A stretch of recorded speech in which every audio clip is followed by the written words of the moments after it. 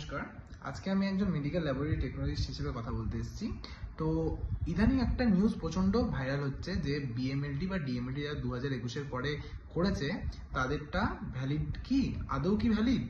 তো এই নিয়ে আমাকেও কয়েকজন মেসেজ করেছিল যে দাদা এরকম নিউজ ছড়াচ্ছে, এটা কি ঠিক? আমি তারপর অ্যালাইড হেলথ মেডিকেলের যে অফিসিয়াল সাইট ওখানে গিয়ে পিডিএফটা দেখলাম। 325 পাতার একটা পিডিএফ জারি করেছে, আমি দেখাচ্ছি। এই যে এই পিডিএফটা, এর কি লেখা আছে? National commission for allied health and professional. এই যে এই পিডিএফটা, এটা টোটাল 325 পাতা। এইটা ভালো করে পড়ার পরে বুঝতে পারলাম যে বিএমএলটি বা ডিএমএলটি নিয়ে এখানে কোনো কথাই হয়নি। Actually BMLS means BSc in medical laboratory science, ওটা নিয়ে আমাদের এখানে বলা হয়েছে।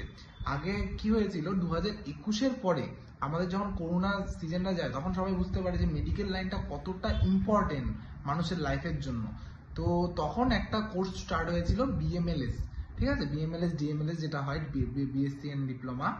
তো ওটা স্টার্ট হওয়ার পরে কি হয়েছে, ওর যে স্টুডেন্টগুলো আছে ওগুলো অ্যাকচুয়ালি গভর্নমেন্টের যে এক্সামগুলো ওগুলোর জন্য অ্যাপ্লিকেবল হতে পারছিল না। অ্যাকচুয়ালি বিএমএলটি আর ডিএমএলটি সবখানে ছাড়া হয়, ল্যাবরেটরি যেটা হয়। তো এখন ওটা কি করলো, আমাদের যে অ্যালাইড হেলথ আছে, অ্যালাইড হেলথ এপ্রিল মাসে 2025 এপ্রিল মাসে একটা নোটিশ জারি করেছিল। ওই নোটিশে কি লেখা ছিল, 10টা কোর্সের নাম লেখা ছিল প্যারামেডিকেলের, যে প্যারামেডিকেলের 10টা কোর্স ওই অ্যালাইড হেলথের আন্ডারে থাকবে। ঠিক আছে, তখনও পর্যন্ত আমরা এ নিয়ে ভাবনা চিন্তা করিনি, যেহেতু আমাদের মেডিকেল ল্যাবরেটরি সায়েন্সের কোনো বা মেডিকেল ল্যাবরেটরি টেকনোলজিস্টের কোনো কথাই ওঠেনি। তো ইদানিং কালকে 16 তারিখ যে অ্যালাইড হেলথ আরেকটা নোটিশ জারি করে যে বিএমএলএস, যেটা বিএসসি মেডিকেল ল্যাবরেটরি সায়েন্স, ওইটাও অ্যালাইড হেলথের আন্ডারে আর কি নেওয়া হলো। তো আমরা ওটা দেখে ভয় পেয়ে যাচ্ছি সবাই যে কেন, কি জন্য এরকম ব্যাপার। তো এটা জানার পরে আমি ভালো করে দেখলাম ব্যাপারটা যে এটা কি হয়েছে। তখন দেখলাম যে বিএমএলটি বা ডিএমএলটির কোনো উল্লেখই করা নেই। ওটা অ্যাকচুয়ালি কি হয়েছে, ওটা বিএমএলএস যারা করছে তাদের ফিউচার কি আছে, কারণ সবখানে তো বিএমএলটি আর ডিএমএলটি অ্যাপ্লাই করতে পারছে, বিএমএলএস তো পাচ্ছে না, গভর্নমেন্ট থেকে তো ওটা ছাড়া হচ্ছে না। তো ওর জন্য ওদের ফিউচারের কথা চিন্তা ভাবনা করেই আর কি বিএমএলএসটাকে অ্যালাইড হেলথের আন্ডারে নেওয়া হলো। তো এর ফলে ওরাও এখন গভর্নমেন্টের জন্য অ্যাপ্লিকেবল। এটা নিয়েই অনেকে অনেক ধরনের কথা চালাচ্ছে যে 2021-এর পরে যারা বিএমএলটি বা ডিএমএলটি করছে তারা এটা অ্যাপ্লিকেবল নয় বা বন্ধ হয়ে যাবে। এটা এখন বলা যাচ্ছে না যে বন্ধ হবে কিনা, বাট যারা 2021-এর পরেও বিএমএলটি করেছে তারা এখনো অ্যাপ্লিকেবল আর অ্যাপ্লিকেবলই থাকবে। কারণ একটা গভর্নমেন্ট যখন একটা কোর্স করায় বা প্রাইভেট সেক্টর বলো গভর্নমেন্ট সেক্টর বলো, ওরা যখন কোর্স করাচ্ছে তার মানে গভর্নমেন্টের পারমিশন নিয়েই কোর্সটা হচ্ছে। তো ওটা হুট করে তো তোমাকে আনঅ্যাপ্লিকেবল বা আনভ্যালিড করে দিতে পারে না সরকার।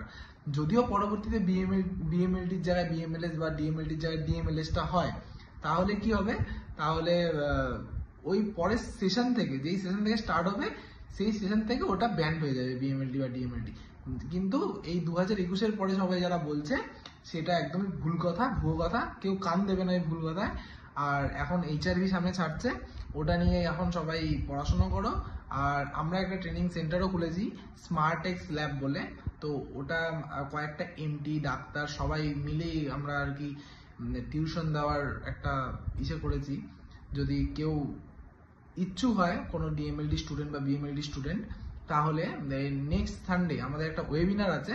ওই ওয়েবিনারটাতে জয়েন করলে আরও অনেক ডিটেলস পাবে বিএমএলটি ডিএমএলটি সম্পর্কে বা মেডিকেল ল্যাবরেটরি টেকনোলজিস্টে কি কি ব্যাপার আছে। যারা নতুন ভর্তি হচ্ছে তাদেরও একটা টিউশনের ব্যাপার আছে, ওটা নিয়ে আমরা অনেক কাজ করছি।